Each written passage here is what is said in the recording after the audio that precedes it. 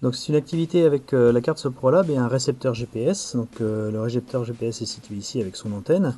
Et à chaque fois que la diode clignote, eh bien, il envoie les informations au microcontrôleur qui décode la trame NMEA et affiche la latitude et la longitude. Alors là, je fonctionne sur batterie, comme vous pouvez le voir, hein, il n'y a aucun fil de connexion au niveau de l'alimentation, ce qui nous permet d'embarquer la carte SoproLab sur un parcours.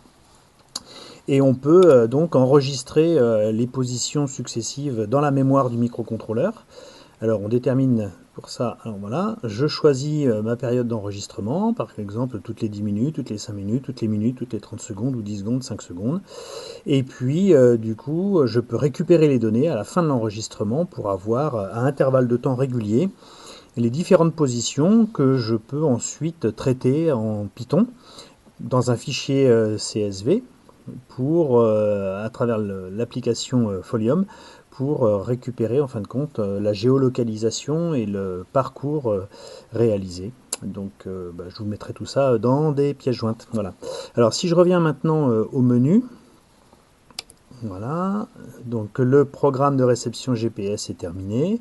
Et donc je vais pouvoir changer de programme. Donc c'est le menu déroulant qui s'affiche à l'initialisation de la carte et qui nous permet de choisir en mode autonome comment on peut utiliser la carte. Alors je peux par exemple montrer, voilà, hop, j'éteins la carte, je la remets sous tension.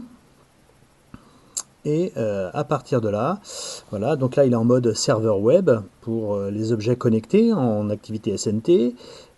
Ici je suis en mode récepteur GPS. Ici je suis en mode récupération des données, c'est-à-dire qu'il transfère le contenu de la mémoire vers l'ordinateur. Donc ça peut soit être les positions successives GPS telles qu'elles ont été mémorisées. Ça peut aussi être des distances, donc avec le capteur de distance qui se branche sur les connecteurs ici. Ça peut être la température avec la sonde qui se branche, la sonde thermique qui se branche ici, le capteur numérique qui se branche à la place du capteur GPS. Ça peut être en pressiomètre, puisque ici on a un pressiomètre intégré dans la carte SoproLab, hein, et donc elle peut, voilà, par exemple, on va activer le mode pressiomètre, donc on est à, alors il est ici en mode auto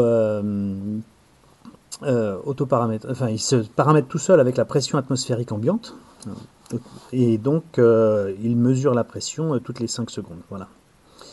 Ok, donc je peux revenir du coup, alors ça c'est pour la mémorisation, ça veut dire que là il est en train de mémoriser, voilà, et puis après le programme d'enregistrement est terminé, et donc il termine le programme, voilà. Ensuite, donc la pression, ça c'est mon programme, c'est un programme supplémentaire que l'on peut mettre, qu'on peut paramétrer soi-même, et auquel cas il est autonome, c'est-à-dire que ce programme fonctionne même si la carte n'est pas connectée à l'ordinateur. Ça permet d'avoir un mode détaché complètement.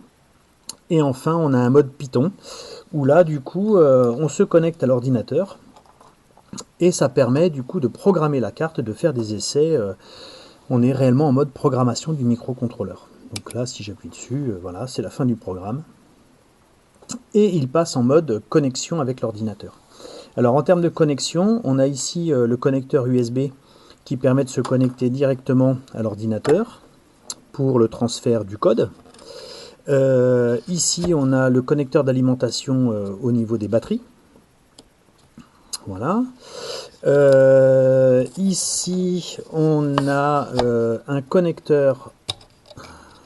Voilà. On a un connecteur 4 points pour différents capteurs qu'on peut mettre. Voilà.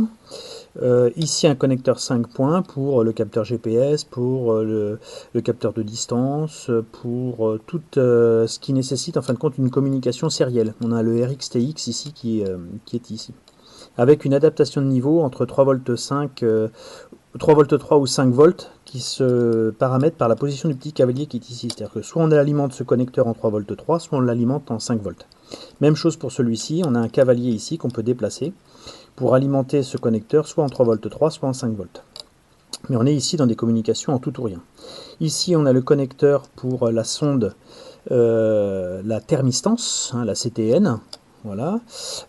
Et puis sur le module LCD qui se place directement au-dessus de l'ESP32, je vais l'enlever après pour le voir, on a ici du coup un connecteur Grove. Ces 4 connecteurs là sont des connecteurs au pas de 2 mm, sont compatibles avec les modules Grove. Donc on voit ici par exemple, hein, on ne peut pas se tromper, hein, c'est pas la même largeur, ce sont des connecteurs Grove.